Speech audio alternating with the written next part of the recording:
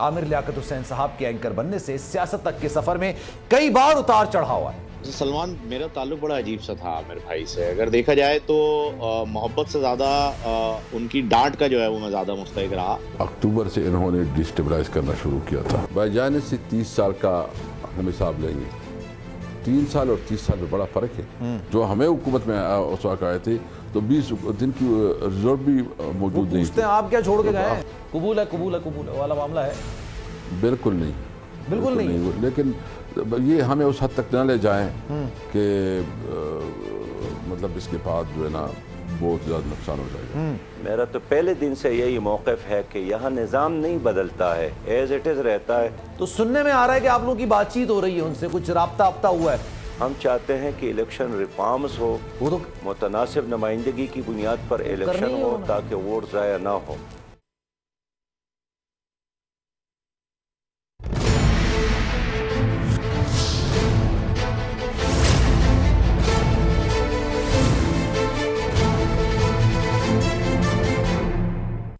आंसू पोंछकर चेहरों पर मुस्कुराहटें लाने वाला, गमजदों को अपना कांधा देने वाला, रूठों को मनाने वाला, फलाही कामों में बढ़ चढ़कर हिस्सा लेने वाला, अवाम के लिए सड़कों पर एहतजाज करने वाला, उनकी आवाज बनने वाला, रमजान नशियात की बुनियाद रखने वाला, गेम शोज को नई बुलंदियों पर पहुंचाने वाला, एक ब्रांड, एक ट्रेंड सेटर, एक अहद, एक ऐसा इंसान जो जिस काम में हाथ डाले कामयाबियों के झंडे ही गाड़े। पाकिस्तानी मीडिया इंडस्ट्री और सियासत का एक बड़ा नाम डॉक्टर आमिर लियाकत हुसैन साहब अब हम में नहीं रहे। आमिर लियाकत हुसैन साहब के एंकर बनने से सियासत तक के सफर में कई बार उतार चढ़ाव आए। खूब तारीफें हुई तो उन पर तनकीद भी खूब की गई। इसके बावजूद आमिर लियाकत हुसैन ने कभी हार नहीं मानी, लेकिन पिछले कुछ अरसे में उनकी निजी जिंदगी और सियासी कैरियर में होने वाले मसाइल की वजह से वो शदीद डिप्रेशन का शिकार रहे। मुल्क छोड़कर जाना चाह रहे थे, लेकिन जाने वाले को जनाब आज तक कोई रोक सका है? मुल्क तो ना छोड़ा, मगर क्या पता था कि आमिर लियाकत हुसैन साहब दुनिया ही छोड़ जाएंगे। उनकी इस तरह पुरस्कार मौत ने कई सवालात खड़े कर दिए, जिनका जवाब शायद हमें आने वाले वक्त में मिल जरूर जाएगा, लेकिन उनकी बल्कि कुछ नहीं, बहुत सारी यादें हैं हमारे साथ जुड़ी हैं, बोल के साथ जुड़ी हैं। किसी के यूं बिछड़ने पर, किसी की याद आने पर बहुत से लोग रोते हैं कि रोना एक रिवायत है, मोहब्बत की अलामत है। मैं उन पर पेच राहों पर गम दुनिया से घबरा कर रिवायत तोड़ जाता हूं, तुम्हारी याद आने पर मैं अक्सर मुस्कुरा जाता हूं। बिस्मिल्लाहिर्रहमानिर्रहीम, अस्सलाम वालेकुम जनाब, मैं हूं सलमान मिर्ज़ा और आप देख रहे हैं प्रोग्राम मेरी जंग। आज थोड़ा जज्बाती हो गया आमिर लियाकत हुसैन साहब के हवाले से। हम बे नहीं रहे हैं, जाने फ़ानी से कूच कर गए हैं, खालिक के हकीक़त से मिल गए हैं। सियासत पर भी बात करेंगे, लेकिन फ़हीम खान इस वक्त हमारे साथ मौजूद हैं, हमारे कुलीग हैं। आमिर लियाकत हुसैन साहब के बहुत ज़्यादा करीब रहे। आज जब ये खबर 1 बजे निकल कर सामने आई थी, तब से लेके अभी तक वो शायद उन्हीं के साथ मौजूद थे, तो उनसे स्टार्ट करते हैं। फ़हीम साहब, बहुत शुक्रिया आपके वक्त का। सर, क्या मनाजिर, क्या मामला देखे आपने? और जितना मैं गमज़दा हूँ, मुझे पता है आप भी उतने ज़्यादा गमज़दा होंगे, बल्कि शायद उससे ज़्यादा होंगे। आपका ताल्लुक़ मुझसे कहीं ज़्यादा था उनसे, क्या कहेंगे सर? सलमान, मेरा ताल्लुक बड़ा अजीब सा था आमिर भाई से। अगर देखा जाए तो मोहब्बत से ज़्यादा उनकी डांट का जो है वो मैं ज़्यादा मुस्तहिक रहा, क्योंकि अक्सर मुझसे नाराज़ रहते थे, लेकिन प्यार भी बहुत करते थे, बड़े भाइयों की तरह हमेशा से रहे। जब कभी किसी बात पे खफा होते तो सबसे पहले मुझे फ़ोन करके कहते थे कि फ़हीम मैं खफा हो गया हूँ। इसका मतलब ये होता था कि मुझे मना लो। तो वो शफ़क़त का रिश्ता, वो मोहब्बत का रिश्ता हमेशा से कायम रहा। जब आज 1 बजे ये खबर ब्रेक हुई, 1 बजे के करीब, मुझे पता नहीं किस टाइम पर, तो मैं पासपोर्ट ऑफिस पे था। मुझे पता चला, मैं सारी चीज़ें छोड़ करके इनके घर पहुंचा, क्योंकि मुझे यकीन नहीं आया और यकीन किया भी नहीं जा सकता था कि आमिर लियाकत हुसैन जैसा शख्स जो है वो इस तरीके से, इस खामोशी से चला जाएगा।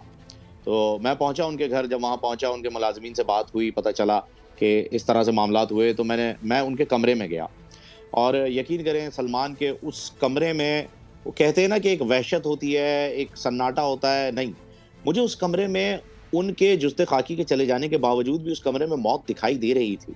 वो घुटन मुझे महसूस हो रही थी।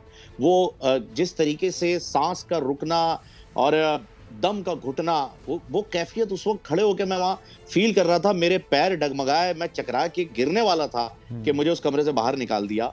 और वो मंजर बयान नहीं किया जा सकता सलमान। यकीन कीजिए कि अगर मेरे पास अल्फाज होते भी तो शायद मैं उन अल्फाज को चुन नहीं पा रहा हूँ, मैं नहीं बयान कर पाया। फिर वहाँ पर बुशरा भाभी आई, उनकी बेटी आई दुआ, उन लोगों को उनके तासुरात, लोग कहते हैं कि भाई ताल्लुकात ठीक नहीं थे, ये नहीं था, वो नहीं था, लेकिन आज अगर कोई शख्स उनके घर वालों को देखता तो कोई शख्स ये कह नहीं सकता था कि शायद आमिर भाई से कोई नाराज होगा, क्योंकि आमिर भाई तो कभी किसी से नाराज थे ही नहीं। वो हमेशा हर किसी से ही मिलते थे, बच्चों से भी बातचीत रखते थे। वो मंजर देखे, फिर उसके बाद उन्हें जिना जो है खान से मुंतकिल किया गया, फिर जिना से लेकर हम छिपा आए, रमजान भाई भी साथ थे उसमें, और उन्हीं के सर्द खाने में जो है वो रखा है। अभी तक तदफीन का कुछ फैसला हो नहीं सका क्योंकि अहमद अभी तक लंदन से यहाँ पहुंचे नहीं है, उनके साहबजादे। उस वक्त जो कैफियत थी सलमान, यकीन कीजिए कि एक ऐसा लग रहा था कि सर पे से किसी का साया हट रहा हो, क्योंकि मैंने हमेशा आमिर भाई को अपना उस्ताद माना भी है, जाना भी है, और बबांग जौला मैंने हर जगह ये ऐलान भी किया है कि वो मेरे बहुत सारी चीजों में उस्ताद रहे हैं। स्पेशली जब मैं रमजान ट्रांसमिशन बहुत कर सारे रहा था लोगों तो के मुझे उस्ताद लोगों रहे ने हैं, ये उनको बहुत सारे लोगों के बिल्कुल आप सही उस्ताद करें, बिल्कुल, इसमें कोई शक नहीं है।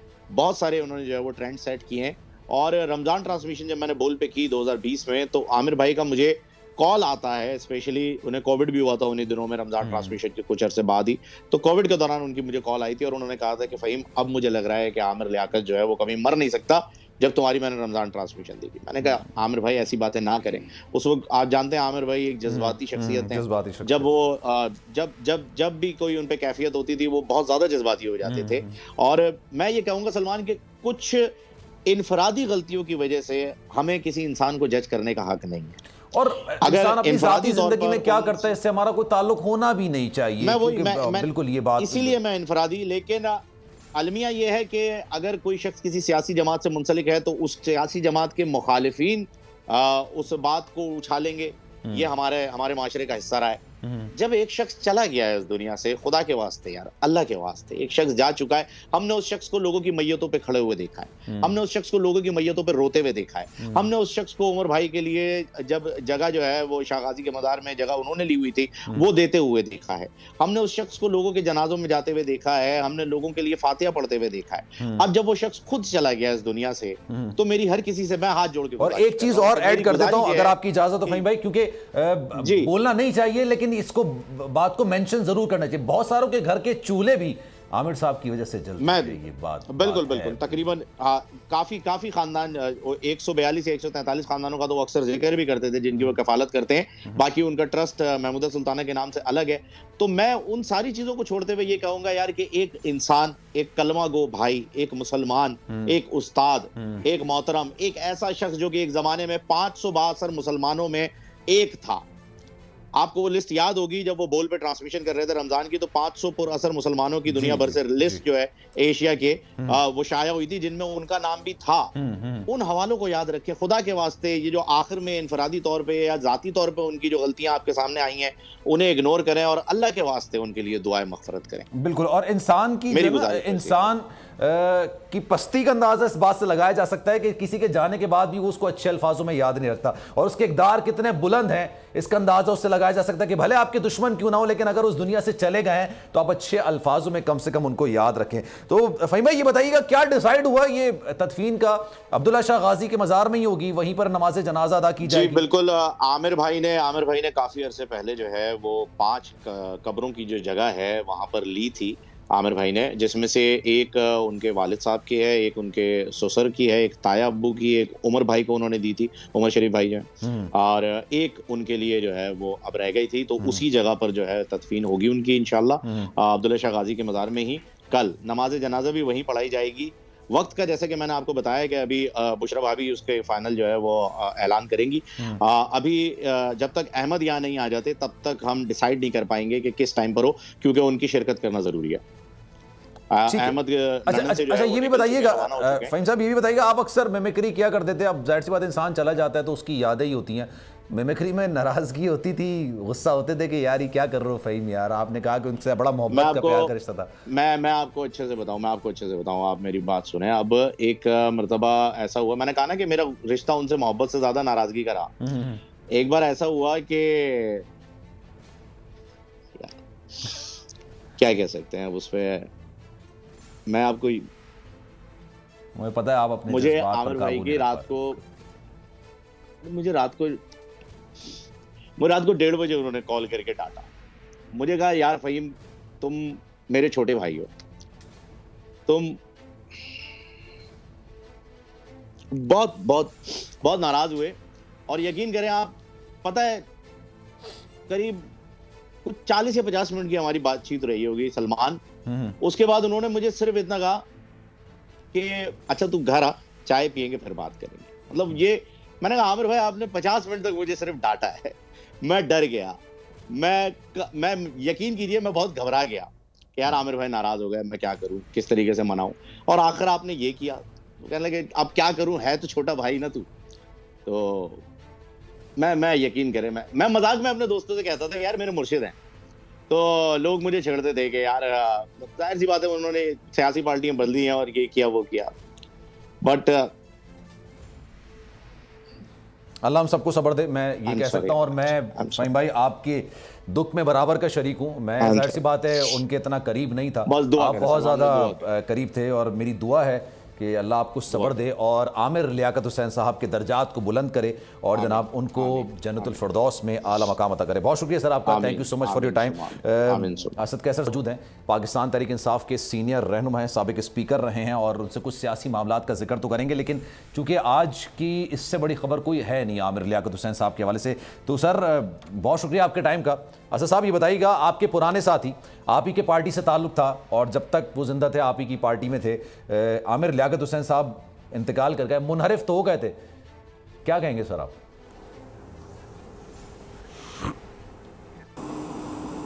बस अफसोस है, अल्लाह ताला उसको हमारे साथ रहा था। बार उसकी अपनी सियासी जो उन्होंने फैसले लिए थे वो उसके अपने फैसले थे।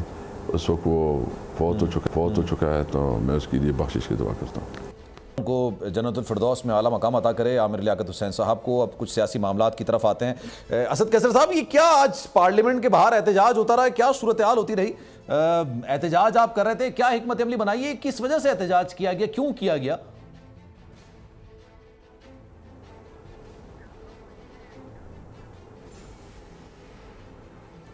असद कैसर साहब ये बताइएगा, आज पार्लियामेंट के बाहर जो सारी सूरत हाल रही, पार्लियामेंट के अंदर तो आप लोग जाना नहीं चाह रहे, बाहर जो एहतजाज कर रहे हैं इसकी क्या वजह है सर? देखियो, ये तो आज हमारे वुमेन पार्लियामेंटेरियन का एहतजाज है। और जो हमारा बेसिक एक तो ये है कि महंगाई है, और महंगाई भी इस तरह है कि उसने तो गरीब आवाम की कमर तोड़ के रख दी है। क्योंकि समझ से बात आता है कि ये लोग पे कैसे करेंगे, ये पेट्रोल और डीजल और गैस और साथ साथ जो अशाए खुर्दनोश है, ये तो मतलब हमारे पास और क्या रास्ता है एहतजाज के अलावा, हमारे साथ क्या रास्ता है? हमने तो इसलिए इस पूरी जो स्टैंड लिया और इमरान खान ने जो स्टैंड लिया कि हमें अपनी पॉलिसियों में आज़ाद होना चाहिए और हमने अपने मफादात को सामने रखते हुए पॉलिसी अडाप्ट करनी चाहिए। तो ये जो एक तरफा आप एक मुल्क के सामने लेट जाते हैं और अपने आप को गुलामों के कटहरे में जो ना खड़ा कर देते हैं, तो इसके तो असरात यही होंगे। बहरहाल ये जो अभी बजट आ रहा है ये भी बड़ा मतलब आवाम के लिए बड़ी तकलीफ होगा। अच्छा, खतरनाक आ रहा है। इसकी वजह से आम आदमी की ज़िंदगी पे बहुत बुरा असर पड़ेगा। बार हमने तो हर सूरत में इनके ख़िलाफ़ आवाज़ उठाना है। और अभी भी जो पार्लियामेंट के सामने हो रहा है ये एक छोटा सा एक टोकन एहतजाज है। अभी हम सोच रहे हैं आप बजट की तो बात कर रहे हैं सर, लेकिन फेडरल बोर्ड ऑफ रेवेन्यू के चेयरमैन आसिम अहमद साहब ये कह रहे हैं कि आने वाला बजट काफ़ी अच्छा बजट है, उसमें आवाम को काफ़ी रिलीफ मिलेगा। आप कह रहे हैं बड़ा खतरनाक बजट आ रहा है, वो तो ये कह रहे हैं बड़ा अच्छा रिलीफ मिलने वाला है, बहुत अच्छा बजट आ रहा है अब आने वाला। नहीं, वो बताए ना किस तरह अच्छा बजट आ रहा है। क्या उसमें कोई आवाम को कोई रिलीफ मिल रहा है? क्या उसमें जो है ना महंगाई कम हो रही है? क्या इसमें जो है ना अशाए खुर्दनोश जो कीमतें वो कम हो जाएंगी? क्या उसमें बिजली की कीमत कम हो जाएगी? क्या उसमें पेट्रोल और उसकी डीजल की कीमतें कम हो जाएंगी? ये बता दें, इसके आदाद शुमार आ जाएंगे। हमें तो जो इसके आदाद शुमार दिखा रहे हैं कि इस किस्म का बजट आएगा, जो रहा सहा कसर है वो भी ख़त्म हो जाएगा। अच्छा, और उनको क्या तकलीफ है? उनके तो सारे कारोबार और बिजनेस जो है ना मुल्क से बाहर है, इसको तो कोई तकलीफ नहीं होगा, लेकिन आम आदमी से सफर होगा। सर आपने इक्तिसादी सर्वे रिपोर्ट देखी होगी सर, तिजारती खसारे के हवाले से और दरामद के हवाले से अहदाफ पूरे नहीं किए जा सके, ये सर्वे रिपोर्ट सामने आई है। सर ये तो आप ही के टेन्योर की सर्वे रिपोर्ट है, आप तो कह रहे थे मईशत बहुत बेहतर है, सब कुछ सब सही चल रहा था, इसमें तो कुछ सूरत हाल खराबी नज़र आ रही है, कोई बेहतर नज़र नहीं आ रही? देखिए, सबसे पहले बात तो ये है कि आप देख रहे हैं कि हमारी हुकूमत को अक्टूबर से इन्होंने डिस्टेबलाइज करना शुरू किया था और हुकूमत के पास हमें अंदाज़ा था कि हमारे लोगों की खरीद फरोख्त हो रही है। और सबसे ज़्यादा जो आप इससे पहले देख लें कि जो हमारे वक्त में जो ग्रोथ रेट था वो 5% था, जो सबसे ज़्यादा जो है ना इकानमी स्टेबल हो रही थी। हमने भी सख्त पैसे ले ली, आपको पता है, लेकिन इसमें हमने कोशिश की कि आवाम को कैसे रिलीफ दे। एहसास का प्रोग्राम शुरू किया, सेहत इंसाफ कार्ड जो एक बहुत बड़ा रिलीफ है आवाम के लिए, वो शुरू किया। हमने लंगर खाने खोले, अभी राशन कार्ड का आगाज़ करवाया। मतलब मैक्सिमम रिलीफ आवाम को देने के लिए एक पूरा पैकेज भी था और सख्त पैसे भी थी कि जो सबसे ज़्यादा हमने टैक्स नेटवर्क जो है ना वो एक्सटेंड कर दिया। सही है। हमने उस लोगों तक अप्रोच शुरू किया जो टैक्स नहीं दे रहे हैं। हमने कोशिश की कि वो लोग जो कि अपने असासे छुपाते हैं उसको जो है ना एक्सपोज करे या उसके हवाले से जो है ना उससे टैक्स कलेक्ट किया जाए। तो वो चीज़ें बहुत पॉजिटिव चल रही थी। ठीक है। और फिर जो अक्टूबर से आगे चल रहा था, एक स्टेबल हुकूमत थी, एक अच्छा रिफॉर्म एजेंडा हो रहा था, गवर्नेंस बेहतर हो रही थी, इकॉनमी जो है स्टेबल हो रही थी। बीच में हमारे ख़िलाफ़ जो है साजिश की गई और साजिश के तहत हमारी हुकूमत को जो है ना फारिग किया गया। अच्छा। तो इसके एक तो मुल्क में पॉलिटिकल अनस्टेबिलिटी आई, उसकी वजह से भी बहुत ज़्यादा उसके असरात है। इसलिए हम सिर्फ एक ही मुतालिबा करते हैं कि फौरी इलेक्शन। अगर आप फौरी इलेक्शन नहीं करवाएंगे, सर इससे ये आर्गुमेंट भी तो निकलता ना, ये आर्गुमेंट कि उस वक्त भी ये गैर मुस्तहकम की सूरत हाल थी तो अभी भी है, उस वक्त उनकी वजह से थी, आज वो हुकूमत में तो आपकी वजह से, तो नाअहली तो ना हुई ना सर, अभी आप गैर मुस्तहकम की वजह से सारा मामला है। सबसे पहले इनकी नाअहली है। अच्छा, इन्होंने हमारे खिलाफ साजिश की और उसके ख्याल ये था कि जो है ना हम इसको फारिग करेंगे। अल्लाह का काम है ना, अल्लाह बड़ा है। अच्छा। उसने हमारे खिलाफ साजिश की, उसमें खुद फंस गए, उसको कोई तरीका नहीं। इन्होंने अपने आप को बड़ा चैंपियन डिक्लेयर किया था कि हम जो है पता नहीं मुल्क को किस तरह चलाएंगे, हमारी बहुत बड़ी जो है ना स्पीड है, प्लाना वो सारा स्पीड जो है ना उसकी जमीन बोस हो गया, उसके पास कुछ नहीं रहा। मैं इसलिए कहता हूँ कि सबसे पहली बात ये है कि ये इस मुल्क से इस आवाम को जान छुड़ाए। अब एक अवाम के पास जाए, चाहे अवाम जो है ना एक उसके पास इख्तियार है कि जिसको मैंडेट दे वही जो है ना मुल्क में इक़्तिदार करे। इस तरह तो नहीं है कि ये जो है उधर बैठे हुए हैं और समझते हैं कि हम जो है नाजायज़ हुकूमत में आए हैं। इस हुकूमत को तो अवाम ने वोट ही नहीं दिया था, वोट तो PTI को मिला था। PTI को जो है ना पहली दफ़ा अवाम ने वोट दिया कि ये 5 साल में अब हुकूमत करेंगे। अच्छा, मुस्लिम लीग नून के क्या नंबर्स हैं इस वक्त? 84 मुस्लिम लीग नून की है, कोई 50+ जो है ना पीपल पार्टी की है। ये चूचू का मुरब्बा है, एक काम के लिए मशवरे करने पड़ते हैं। ज़रूरत इस बात, जब तक मुल्क में पॉलिटिकल स्टेबिलिटी नहीं आती उस वक्त इकोनॉमिक स्टेबिलिटी नहीं हो सकती।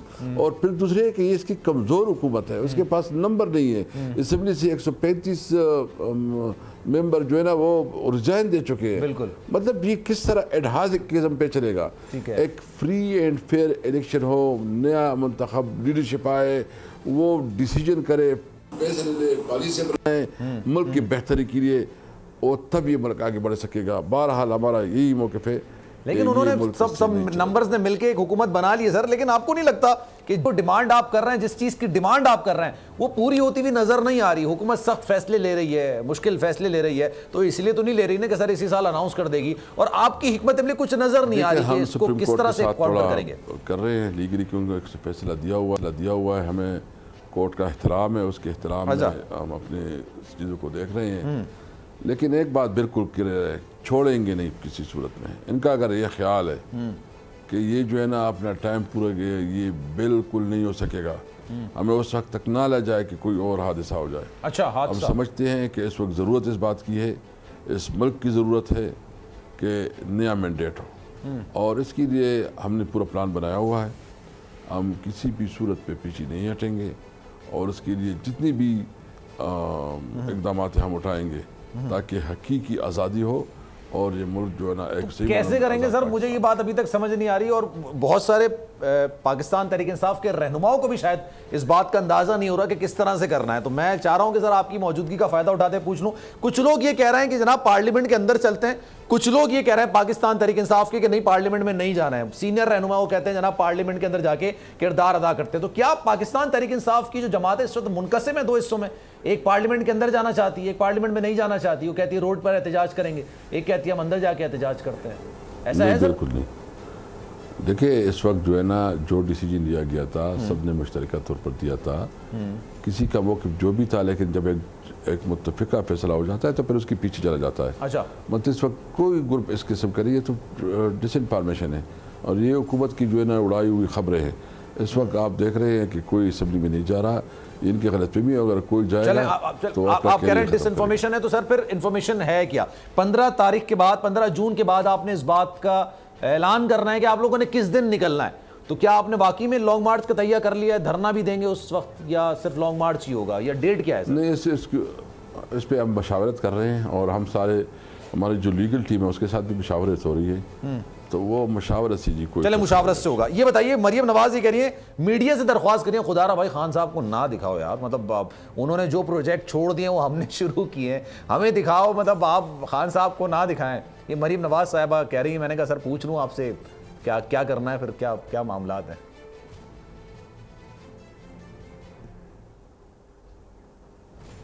जी सर आवाज आ रही है? मैं क्या कह सकता हूँ, उसकी तो फ्रस्ट्रेशन है, उसको बहुत तकलीफ है, उसको पता चल गया है कि तहरीक इंसाफ इस वक्त पाकिस्तान की सबसे बड़ी सियासी कुव्वत बन गई है। इलेक्शन हो गए तो सबसे ज़्यादा क्लीन स्वीप पंजाब में होगा इंशाअल्लाह ताला। उनको लाहौर में अपनी सीटें नहीं मिलेंगी। मैं तो कहता हूँ कि अभी तो उसके खिलाफ जो है ना वो केसेस हैं, अगर केसेस न हो, मेरे तो ये होगी ख्वाहिश होगी कि ये खुद लड़े और इंशाल्लाह एक आम कारकुन से। अच्छा सर मेरे साथ मौजूद रहेगा, एक ब्रेक लेना सर, ब्रेक लेने का कहा जा रहा है। असद कैसर साहब हमारे साथ मौजूद हैं, एक ब्रेक के बाद वापस आएंगे तो सवाल उनसे करेंगे जो कि बनता है सवाल कि मईशत का ये हाल सिर्फ 2 महीनों में हुआ है या पिछले 4 सालों में भी मईशत का यही हाल था? सर्वे रिपोर्ट आपके सामने है। एक ब्रेक लेते हैं, ब्रेक के बाद वापस आएंगे।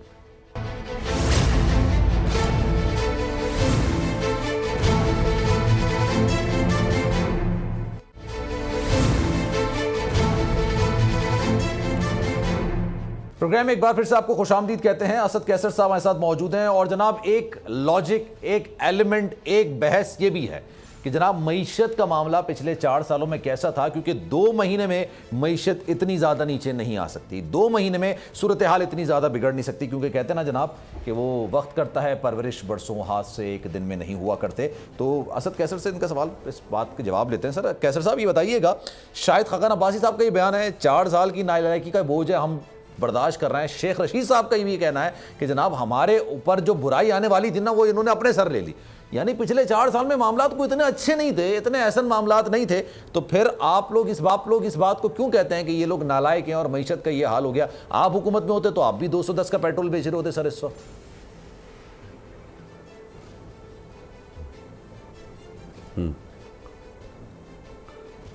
भाईजान से 30 साल का हम हिसाब लेंगे, 3 साल और 30 साल में बड़ा फ़र्क है। ये तो मुसलसल हुकूमत में रहे हैं, उन्हीं की पॉलिसियों की वजह से आज ये हाल है। अच्छा, उन्होंने इस मुल्क को जो है ना इकनॉमिक, जो हमारे इकनॉमिक क्राइसिस हैं, फाइनेंशियल क्राइसिस जो है, जो इकनॉमिकली कोलैप्स मुल्क, इन्होंने इसकी तरफ लेके जाया। ये साहब खुद प्राइम मिनिस्टर रहे हैं, बताएं ना अपने प्राइम मिनिस्ट्री में ये क्या मुल्क छोड़ के गए थे। 20 दिन की जो हमें हुकूमत में उस वक्त आए थे तो 20 दिन की रिजर्व भी मौजूद नहीं थे। आप क्या छोड़ के गए? खान साहब उस वक्त जो है ना सऊदीया गया, कतर गया, चाइना और दुबई से जो है ना मुख्तलिफ लोन लेके आए, तभी हमारा सिलसिला चल पड़ा, हाईवे पे जाना पड़ा। फिर आपको पता है कि 2 साल तो हमें कोरोना ने बहुत बुरी तरह मारा। अच्छा, तो ये लोग एनालिसिस करते हैं, लेट अगर इसको इतना एतमाद है, आए इलेक्शन करे, अवाम फैसले करेंगे। जो अवाम जो है समझते हैं कि अगर तुम्हारी पॉलिसी पसंद है तो तुम्हारी साथ। लेकिन सर ये पेट्रोल का मुआहदा जो बता रहे हैं, रूस से पेट्रोल का मुआहदा, ये कह रहे हैं कि पाकिस्तान तरीके से आप झूठ बोल रही है, ऐसा कोई मुआहदा हुआ नहीं था। लेटर आप लोगों ने लिखा था सर, उस पर रजामंदी जाहिर तो नहीं की थी, और ये लोग फिर कह रहे हैं हम लोग तो गंदुम लेकर आ रहे हैं। भाई रूस से ही गंदुम लेकर आ रहे हैं, जरा गंदुम ला सकते हैं, पेट्रोल क्यों नहीं ला रहा? और आपने बाकी में मुआहदा कर लिया था पेट्रोल का, या सिर्फ बातचीत की थी, इनिशिएट किया था आपने इस चीज को? देखिए ये तो इनको बहरहाल ये तो इल्ज़ाम दर इल्ज़ाम है। अच्छा, मैं समझता हूँ कि इस वक्त हमें ज़रूरत है, हमें ईरान के साथ भी जो हमारे गैस पाइपलाइन का मसला है उसको हल करना चाहिए। ठीक है, हमारी हुकूमत ने उसके साथ एग्रीमेंट आपने किया तो था। किया नहीं सर। इस वक्त जो है ना हमारे पास जो है ना सेंट्रल एशिया की कंट्रीज़ जो है उसके पास बहुत पोटेंशियल है। हमें एक्सपोर्ट भी उधर बढ़ाना चाहिए। अगर कुछ चीज़ उसके पास है तो हमें लेना चाहिए कि हमारे पड़ोसी मालिक हैं, और इसी तभी हमारी इकॉनमी आगे बढ़ेगी। अच्छा, अफगानिस्तान में बहुत बड़ा पोटेंशियल है, हमारी बहुत बड़ा मार्केट है अफगानिस्तान में। तो बहरहाल मैं समझता हूँ कि हुकूमत की प्रायोरिटी होनी चाहिए अपने लोग, अपने अवाम, अपने मुल्क, अपनी मिट्टी और अपनी अथॉरिटी, अपना आपकी क्या प्रायोरिटीज हैं? बैकडोर राब्ते हैं आपकी प्रायोरिटीज का हिस्सा? नहीं, कोई बातचीत नहीं हो रही। नहीं, कोई बातचीत नहीं हो रही, बिल्कुल भी किसी किस्म की कोई सियासी या गैर सियासी कोई भी बातचीत किसी से नहीं हो रही।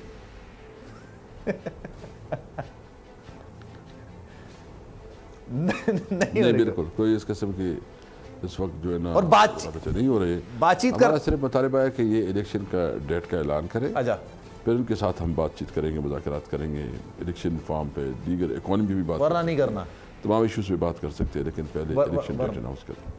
तो बातचीत में सर मीसाक मईशत का हिस्सा बनने के लिए तैयार हैं सर आप लोग? इलेक्शंस में जाने की बात करते हैं, इलेक्शंस तो कह रहे हैं जनाब अपने टाइम पर होंगे, आए मईशत को बेहतर कर लेते हैं, मईशत के लिए कुछ कर लेते हैं, साथ बैठ जाते हैं, सब लोगों को बिठा लेते हैं, सब स्टेक होल्डर्स को बिठा लेते हैं, बात कर लेते हैं। आप भी सर एक बड़ी जमात हैं, आप लोग बैठने का इरादा रखते हैं मीसाक मईशत के हवाले से? बातचीत में बातचीत करेंगे कुछ?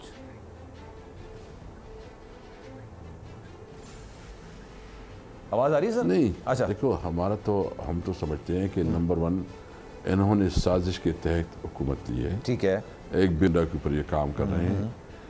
इस टर्नओवर के लिए पीटीआई को आवाम ने वोट दिया था। ये वोट जो है ना, ये टर्नओवर पीटीआई का था। उन्होंने हमसे हमारा मैंडेट चुराया है। ठीक है, और ये इनका मैंडेट ही नहीं है। हम सिर्फ एक बात फिर भी हमें लचक दिखाते हैं कि चलो ठीक है, मुल्क को आगे बढ़ाने के लिए क्या इकदाम चाहिए। सबसे पहले ये हुकूमत तो पॉसिबल नहीं है कि ये सर्वाइव कर सके इतनी बड़ी। हम सिर्फ मुतालिबा ये करते हैं कि डेट अनाउंस करें, और डेट अनाउंस के साथ साथ फिर हम बैठ जाते हैं इलेक्शन रिफॉर्म्स पे, इकोनॉमी पे, जो चीज़ें उस पर बात हो सकती है। Date announcement must. तो सर डेट अनाउंस कर भी दें तो प्रोसीजर क्या होगा? राजा रियाज साहब अपोजिशन लीडर हैं, वजीर आजम शहबाज शरीफ साहब हैं। राजा रियाज जो मुस्लिम लीग नून की टिकट से उन्होंने इलेक्शन लड़ना है अगले इलेक्शंस में, वो अपोजिशन लीडर है इस वक्त। तो सर आपको नहीं लगता आप पार्लियामेंट में होते, आपने हाउस चलाया, पार्लियामेंट में होते, जो जंग आप लोग रोड पे लड़ रहे हैं वो यहाँ आके लड़े, पार्लियामेंट में आके लड़े? हो सकता 135 सीटें सर आपकी, तो आप लोग ये कानून साजी में रुकावट बन सकते थे, ये तमाम चीजें बेहतर हो सकती थी। कबूल करेंगे सर अगर कोई निगरा हुकूमत बन गई इन दोनों के सेटअप से, बातचीत से?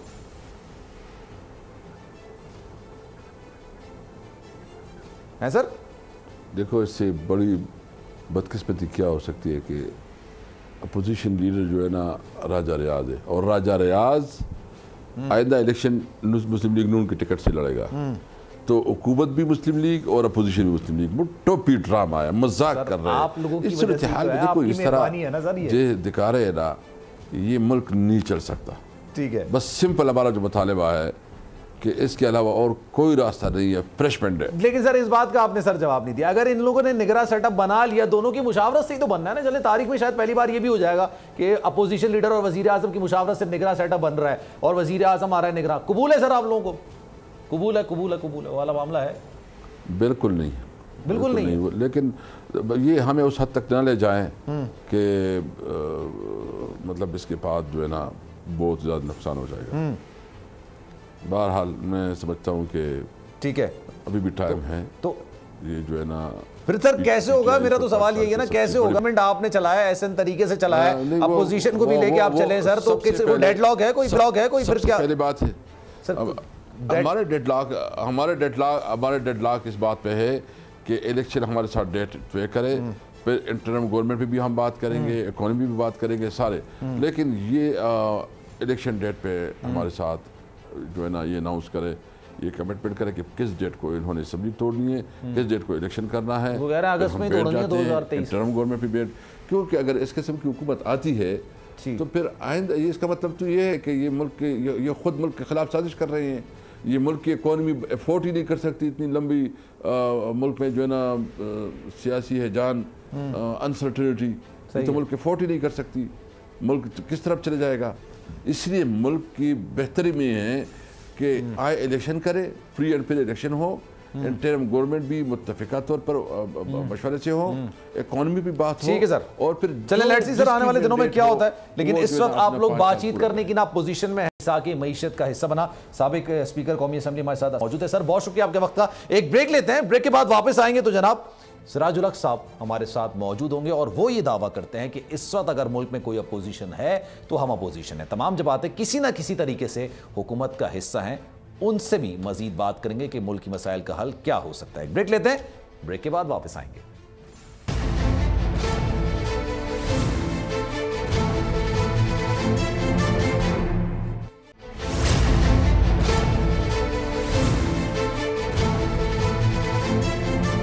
जनाब प्रोग्राम के आखिरी हिस्से में आपको एक बार फिर से खुशामदीद कहते हैं। वक्त कम है, सिराजुल हक साहब हमारे साथ मौजूद है तो मैं कोशिश करूंगा ज्यादा उनसे सवाल कर सकूं। सिराज साहब भी बताइएगा, पाकिस्तान तहरीक इंसाफ की हुकूमत पर आप काफी ज्यादा तनकीद किया करते थे, लेकिन पहले आप उन्हीं के सर इत्तेहादी थे केपी में, और फिर अब आप जब अपोजिशन में आए तो उन्होंने आपने काफी ज्यादा तनकीद की जब पाकिस्तान तहरीक इंसाफ मरकज में हुकूमत में थी, तो अब जो है वो बेहतर है सब मामला।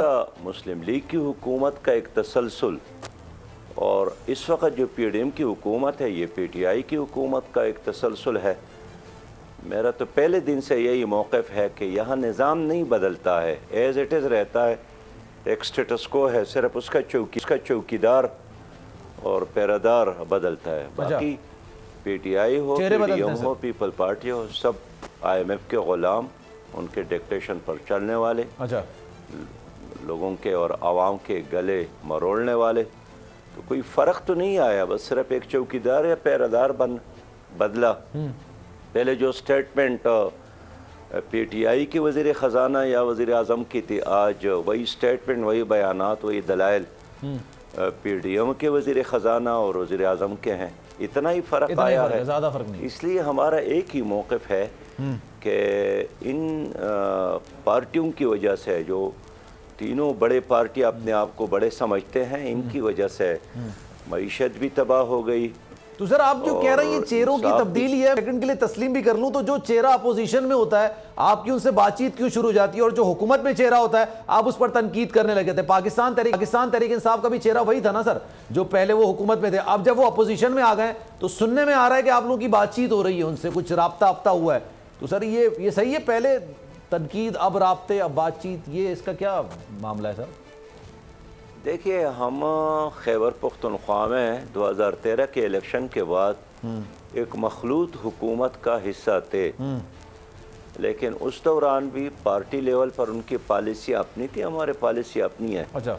लेकिन मरकज़ में जब उनकी हुकूमत बन गई तो फिर हम कभी भी उनके इत्तेहादी तो नहीं रहे, उनके पॉलिसियों पर हमेशा हमने तनकीद की। जी जी, स्टेट बैंक के हवाले से, FATF के कवानीन के हवाले से, कश्मीर के हवालगी के हवाले से, ठीक है, डोमेस्टिक वायलेंस बिल्स के हवाले से, और ख़ासकर जो PTI ने कौम के साथ जो वादे किए थे, बेरोज़गारी ख़त्म करने का, महंगाई ख़त्म करने का, IMF की तरफ न जाने का, सही है, 1 करोड़ रोजगार देने का, 50 लाख मकानात देने का, हमने मुसलसल उनसे यही बात। तो सर एक वजह ये भी है ना कि सर आप समझते हैं कि इलेक्शन ही निजात दहिंदा है सारी सूरत हाल के। आप लोग भी इलेक्शन डिमांड कर रहे हैं, पाकिस्तान तहरीक इंसाफ भी इलेक्शन डिमांड कर रहे हैं, इस वजह से आप लोगों की बातचीत हो रही है। अब इलेक्शन के हामी नहीं है, इलेक्शन ही एक रास्ता है, अच्छा, जिस पर चलकर इस मुल्क को बचाया जा सकता है या जमहूरियत और सियासत बच सकती है। लेकिन इलेक्शन बराए इलेक्शन ना हो, इस वक्त तो इलेक्शन सरमाए का एक खेल है। इलेक्शन के ज़रिए वही फ्यूडल्स और करप्ट सरमायादार जालिम जागीरदार इक़्तिदार तक पहुँचते हैं। तो ये इलेक्शन और ये जो सिस्टम है इस वक्त, ये तो इन शहजादों के लिए इक़्तिदार तक पहुँचने के लिए एक सीढ़ी है। ठीक है, अच्छा, इसलिए सही है। हम चाहते हैं कि इलेक्शन रिफॉर्म्स हो, वो तो मुतनासिब नुमाइंदगी की बुनियाद पर इलेक्शन हो ताकि वोट ज़ाया ना हो। इस इलेक्शन के तरीके में तो वोट ज़ाया होता है। अगर एक हल्के में एक आदमी ने 50,000 वोट लिए, रिफॉर्म्स तो कर लिए ना सर, जो रिफॉर्म्स करने थे वो तो कर लिए। मेरी बात सुने, जी जी अच्छा सर, मेरी बात सुने, ठीक है सर। और 9 उम्मीदवारान ने 48,000 वोट लिए, तो वो 9 के 48 लाखों ज़ाया हो जाते और सिर्फ 50,000 की एक नुमाइंदगी बनती है। तो ये तो जमहूरियत या अक्सरियत तो ना हुई ना, इसलिए हम चाहते हैं कि मुतनासिब नुमाइंदगी की बुनियाद पर इलेक्शन हो। अच्छा, फिर आइन का दफ़ा है, दफ़ा 62, उस पर कभी भी अमल नहीं होता है, वरना ये जो डिफॉल्टर है। लेकिन सर उन्होंने रिफॉर्म्स, मुतमईन इन रिफॉर्म से ओवरसीज पाकिस्तानियों का वोट थोड़ा महदूद कर दिया उन्होंने, इसके अलावा जो ईवीएम थी उसकी शर्त को ख़त्म कर दिया।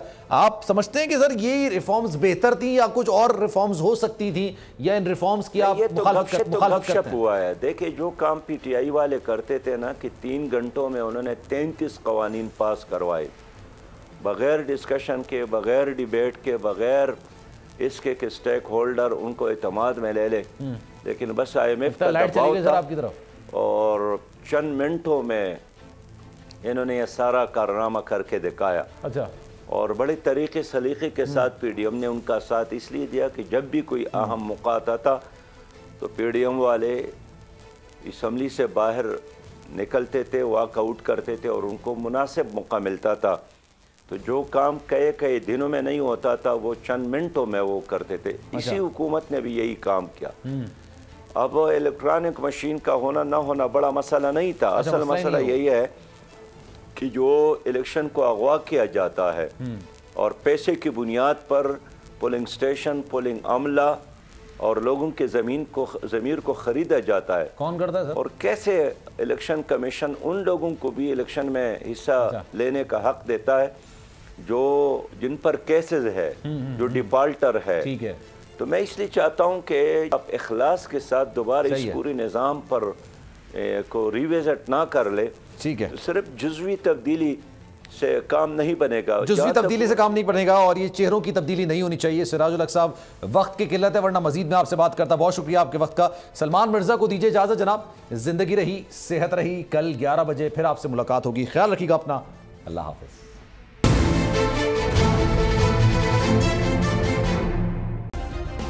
सब्सक्राइब करें और बेल दबाएं ताकि कोई खबर रह न जाए।